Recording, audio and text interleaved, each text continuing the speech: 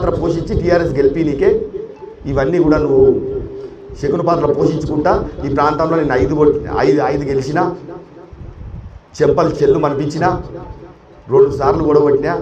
నిజంగా నేను ఈరోజు సూటికి అడుగుతా ఉన్నాను, నువ్వు నిటారుగా ఈరోజు కాంగ్రెస్ పార్టీ నిజంగా ఇంకా 15 రోజుల ముందు నాకు టికెట్ ఇస్తే నువ్వు నాకు తట్టుకుంటావా అని అడుగుతా ఉన్నాను.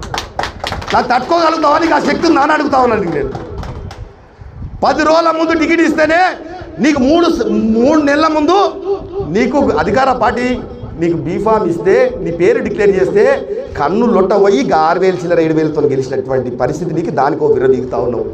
10 రోజుల ముందు వస్తే తిరగకుండా నా కార్యకర్తలు నన్ను కడుపులో పెట్టుకొని చూసుకుంటూ ఇంటింటి తిరిగి 1,00,000 ఓట్లు వేయించినటువంటి చరిత్ర నా కార్యకర్తలు అని చెప్తా ఉన్నాను. నేను ఎవరికి భయపడేదేం లేదు. నా నిజాయితీని నేను నమ్ముకున్నా, నా కార్యకర్తలు నేను నమ్ముకున్నా. ఈ ప్రాంతంలో ప్రజల మీద విశ్వాసంతో నేను ప్రయాణం చేస్తూ ఉన్నా.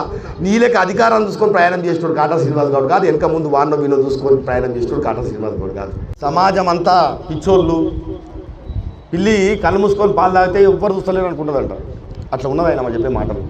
సమాజానికి తెలియదు మారిందో మారలేదు. టెక్నికల్గా మాట్లాడుతున్నావు, టెక్నికల్గా మాట్లాడితే పెద్ద బుద్ధిమంతుడువా లేకపోతే నువ్వు అంత తెలివిగా లేడనుకుంటున్నావా? సమాజానికి తెలియదా? రేపు వచ్చే ఎలక్షన్లో పడకేసి కొడతారు. గొప్పలు చెప్తున్నావు కదా, నువ్వు మారలేవు కదా, నువ్వు నిజాయితీ పరుడు కదా, చెయ్యి, రాజీనామా చెయ్యి. రేపు రాజీనామా చెయ్యి. నేను గెలవకపోతే 30-40 వేల మెజార్టీతో నేను గెలవకపోతే రాజకీయ సన్యాసం ముచ్చుకుంటా, రాజకీయం గురించి మాట్లాడాలి. కేటీఆర్ గారు వాళ్ళ వర్కింగ్ ప్రెసిడెంట్ ఏమో సుప్రీంకోర్టునేమో అఫిడవిట్ దాఖలు చేస్తాడు, ఫిరాయింపు ఎమ్మెల్యే ఫిరాయించిండు అని చెప్పి కాంగ్రెస్ పార్టీలో.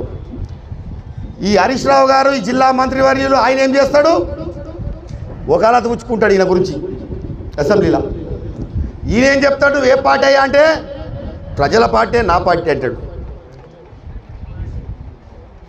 బీఆర్ఎస్ పార్టీ నాదనో లేకపోతే కాంగ్రెస్లోకి పోయినానో లేకపోతే నువ్వు ఏ పార్టీ చెప్పుకోలేనటువంటి స్థితిలోని నువ్వు మాట్లాడుతావు, మేము వినాలి.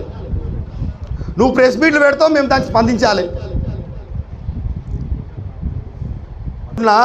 రేపు 11 గంటలకు వస్తే నీ చెప్తా ఉన్నాను నేను, ఆధారాలతో సహా ఈరోజు నేను ప్రెస్ కూడా మాట్లాడుతూ ఉన్నా.